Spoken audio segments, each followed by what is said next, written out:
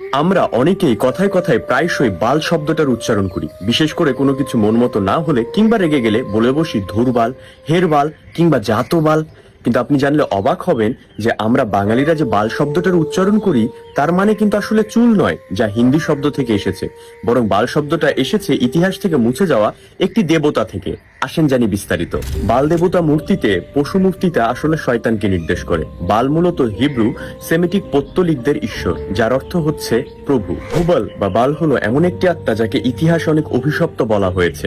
প্রাচীনকালে এই শব্দটি স্বামী অর্থে ব্যবহৃত হতো, তবে বৈশিষ্ট্যগতভাবে লেবাননের ফিনিশিয়ান অঞ্চলের জনগণের সবচেয়ে খারাপ পুরুষ দেবতার নাম ছিল বাল। হুবল এই শয়তানের নামে অনেক নারী ও শিশু বলি হয়েছে, তবে বাল কুরআনে উল্লেখ আছে। সূরা আস-সাফাতের 125 নম্বর আয়াতে আল্লাহ তাআলা বলেছেন, তোমরা কি বালকে ডাকবে এবং পরিত্যাগ করবে সর্বোত্তম সৃষ্টিকর্তা। এমনকি তাওরাত অনুসারে জানা যায় ইবলিশ যে জিন ছিল, হুবল ছিলেন তার সঙ্গী।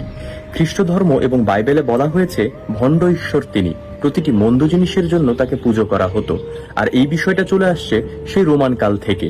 এমনকি এই বাল দেবতা ইহুদি ধর্মে একটি গুরুত্বপূর্ণ আচারও বটে। বাল দেবতার কয়েকটি রূপ পাওয়া যায়, তার মধ্যে অবাক করার মতো রূপ হলো এই একটি রূপ, যা সামেরি নির্মিত গরু।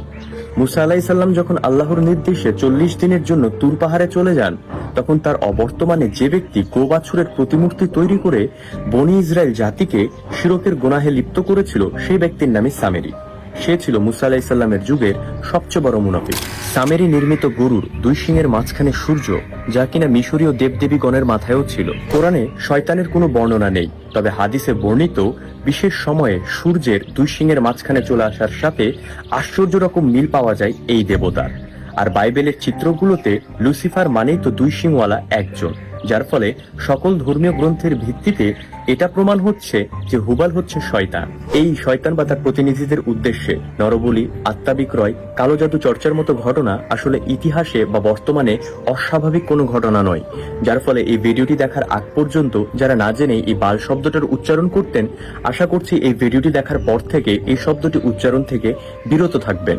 কারণ হুবাল বা বালকে ডাকার সাথে সাথে একজন মানুষ নাকি আল্লাহ তাআলা এবং তার নবীগণকে ভুলতে শুরু করে এবং জেনা, যুদ্ধ ও অনাচারে লিপ্ত হয়, যার ফলে এখনই সাবধান হন।